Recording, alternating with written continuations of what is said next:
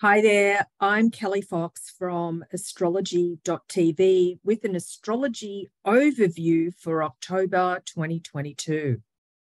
Oh, and for more detail about what's in store for your zodiac sign in October, be sure to visit astrology.tv/horoscope/monthly. Also sign up for one of my free horoscope newsletters. That's astrology.tv/newsletters, where you can get your horoscope daily, weekly, monthly delivered to you for free via email. So the big news of October is Mars turning retrograde, and that's happening October 30th. And this is a really big deal because Mars is the planet that turns retrograde after Venus the least amount of times. So it's really a big deal when Mars is retrograde. It's going to be turning retrograde in Gemini at 25 degrees of Gemini. Mars will be retrograde until January 12th of 2023. So anytime Mars turns retrograde, it creates an extra long Mars cycle of 6 months rather than the usual 6 weeks. So that's why, according to astrologers, Venus and Mars, the two relationship planets, when they're retrograde, it's a really big deal. So Mars in Gemini, let me talk a bit about that. So Mars moved into Gemini on August 20th. And so Mars is all about action and assertion. And when it's in Gemini, it's all about communication. So you put all those keywords together and, you know, it's a very, very busy time, a very, very busy few months. Now, when Mars is retrograde between, you know, the last day of October 30th through mid-January, nearly mid-January, so where anytime a planet's retrograde, we have to go back and redo something. So we have to take action around words that were spoken is basically what the keywords are here for this influence. So redo something that was said or go back and redo something, you know, and it's a very, very busy energy.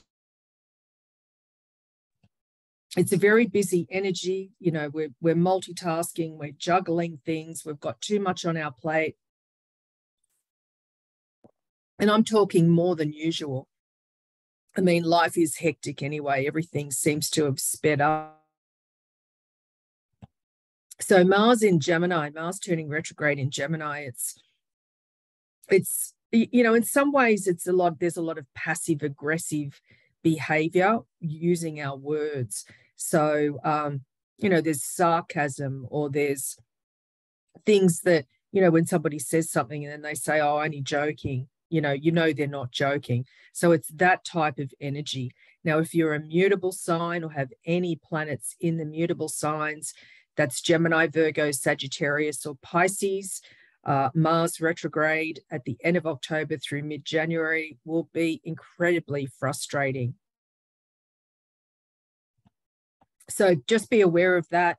Oh, and if you don't know where your planets are besides your sun sign, get a free birth chart or birth chart wheel at astrology.tv. You can find that under the main navigation of astrology.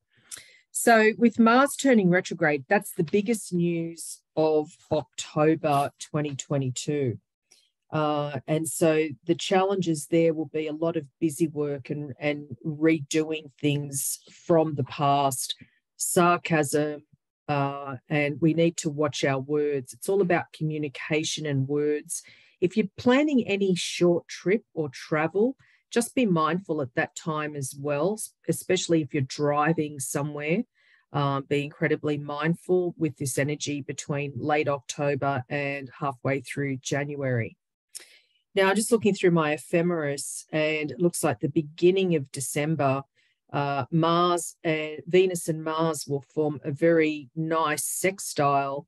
Venus in Sagittarius, Mars in Gemini, which is retrograde. So even though it's a positive connection that the love planets, relationship planets make, there is still some passive aggression going on here when it comes to our closest relationships. The good news is, though, if you're looking to make a commitment at that time, that's not too bad. Although Mars being retrograde, it's better than Venus retrograde, but maybe not an official formal commitment. But I see a lot of, with the influence of Saturn, which is a planet of commitment and seriousness and groundedness around relationships. So early December, many of us might feel quite grounded within our closest relationships, or making long-term plans for the future with our partners. If you're single and looking, it might be a good time to connect with others, although just be mindful of Mars retrograde. So back to October and seeing what's happening. Oh, great. Saturn, the planet of karma, responsibility and obligation, will finally no longer be retrograde. Same with Pluto. This is really good news. Saturn is about discipline, authority, restrictions, and it moving forward again in Aquarius is great news for, with thinking outside the box when you're coming up with long-term solutions to old problems. It's good for dealing with karma. This is the end of October. And dealing with any sort of bureaucracy or authority or any type of parental influence that might have been swirling around these past few months while Saturn has been retrograde, which has been since June. So, having Saturn finally move forward again, any issues in these areas of your life can start to get resolved. Pluto is also turning direct in October at 26 degrees Capricorn. It's the final hurrah of Pluto and Capricorn for this cycle before Pluto moves into Aquarius in March. So what this means is, if you're a cardinal sign, that's Aries, Cancer, Libra, Capricorn, you're born at the end of one of those four signs, you might find that the challenges that you've faced, particularly this year, or in some ways the restrictions, or feeling like other people have had control over you, might start to ease up.